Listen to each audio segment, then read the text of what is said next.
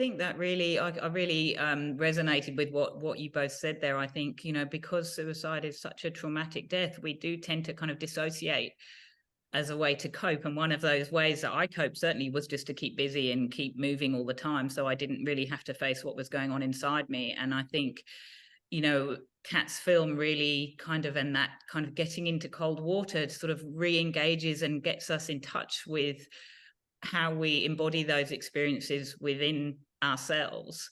And I think it kind of help to unlock some of that, where we've kind of even unconsciously, because it's so traumatic, kind of disengaged and dissociated from that experience within our bodies, and our bodies hold that emotion, and that experience of getting into cold water just helps to kind of unlock that, enable us to feel again.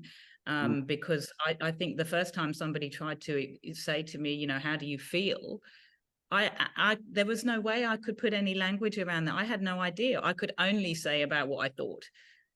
And I still to this day find it quite difficult to actually feel like, what do I feel? Like I had all these default emotions, and that I could feel sadness, and then everything became sad. But then I couldn't feel anger.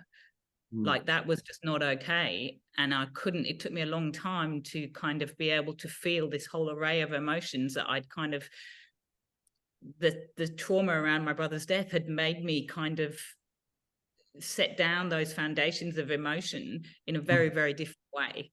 I had to unpack over many, many years.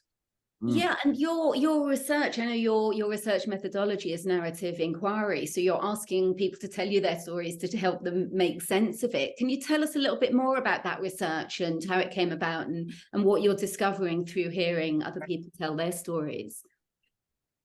Well, I think it was, through the process of, I didn't know anything academically about narrative inquiry at all when I wrote my book, but I think I realized the power it had for me. And then because I am a firefighter, and I'm a peer support officer for fire and rescue, so I hear firefighters' stories, and we're exposed to all sorts of different types of trauma as a firefighter, and different types of violent death.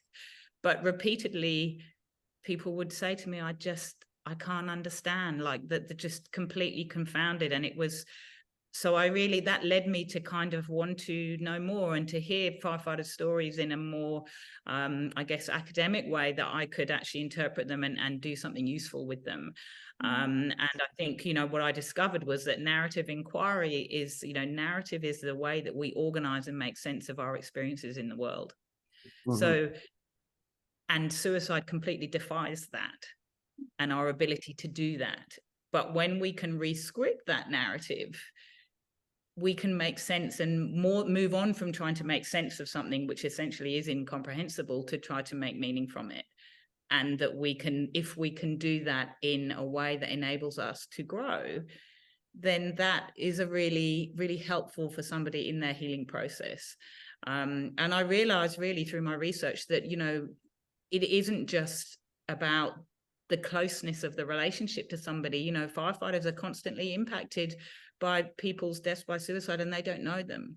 And I think that that's really helpful to understand why it's not just about the closeness of the relationship, it's about suicide as a trauma.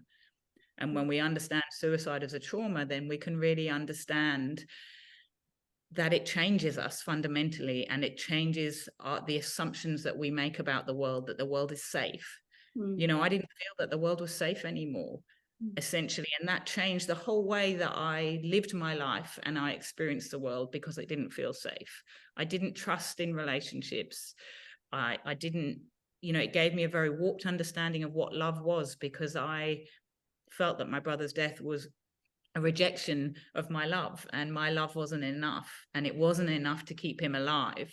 So then that has lots of then ripple effects as to how my ability to form healthy attachment relationships, and probably why I didn't ever get married and have children and do all the things that I thought that I would do. So I think that it's really, the research has really helped me to understand suicide as a trauma, and why that makes it different to other types of bereavement.